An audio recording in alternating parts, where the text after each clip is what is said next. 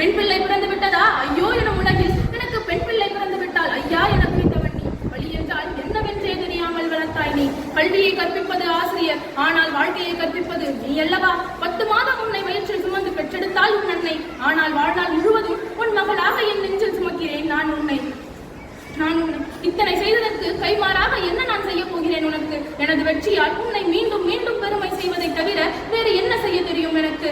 தந்தை என்பவர் ஒரு குடும்பத்தின் தலைவராகவும் உழைப்பின் ஊற்றாகவும் பிள்ளைகளுக்கு சிறந்த வழிகாட்டியாகவும் திகழ்கிறார். தந்தை சொல்மிக்க மந்திரமில்லை என்ற முதுமொழிக்கேற்ப தந்தை என்பவர் ஒரு குடும்பத்தின் அச்சாணி ஆவார். அவர் வாழ்வின் நல்லது கெட்டது என அனைத்திலும் பங்கெடுத்து அறநெறியுடன் வாழ்ந்து காட்டுபவர். தாய்க்கு அடுத்தபடியாக குடும்பத்தின் தேவைகளை பூர்த்தி செய்யும் முக்கிய பொறுப்பை தந்தை வகிக்கிறார். தனது பிள்ளைகளின் உடை, உணவு, கல்வி போன்ற அத்தியாவசிய தேவைகள் அனைத்தையும் பூர்த்தி செய்வதற்காக அவர் எடுக்கும் முயற்சி மிகவும் போற்றத்தக்கது. ஒவ்வொரு ஆண்டும் ஜூன் மாதத்தின் 3வது ஞாயிற்றுக்கிழமை தந்தையர் தினமாக கொண்டாடப்பட்டு வருகின்றது. தந்தை என்பவர் வெறும் வார்த்தை அல்ல, அவர் ஒரு குடும்பத்தின் பலம், அன்பு மற்றும் வழிகாட்டி. அவரின் தியாகமும் அன்பும் வழிகாட்டுதலும் பிள்ளைகளை நல்லவர்களாகவும் தன்னம்பிக்கை உள்ளவர்களாகவும் உருவாக்குகின்றது. ஒவ்வொருவரின் வாழ்விலும் தந்தையின் பங்கு இன்றியமையாதது. அன்னை தன் வயிற்றில் 10 மாதம் நம்மை சுமந்தாலும் ஆயுள் வரை நம்மை நெஞ்சில் சுமப்பவர் தந்தை.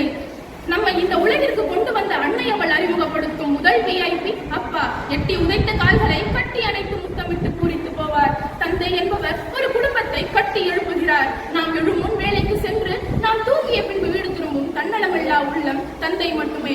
வாழ்க்கை எனும் சக்கரத்தில் நாம் வசதியாக வாழ்வதற்காக ஓயாமல் சுழலும் அன்பு சக்கரம். எனது கதாநாயகனாக எனது தந்தையை நான் சொல்வதற்கான காரணம் என்ன தெரியுமா? அவர் தான் என் வாழ்வின் அறிவையும் சிக்கனத்தையும் ஒழுங்கு முறையையும் கற்றுக் கொடுத்தவராவார். அப்பா என்ற ஆலமர நிழலில் இருந்தவரை வாழ்க்கையின் உண்மையில் என்னை சுட்டதே இல்லை. சுட்டாலும் சங்கு வெண்மை தரும், மிதித்தாலும் பூமி தாங்கி நிற்கும், சவித்தாலும் வானம் மழை கொடுக்கும். வெற்றி கிடைத்தால் அடக்கம் எழுந்து நிற்கும்,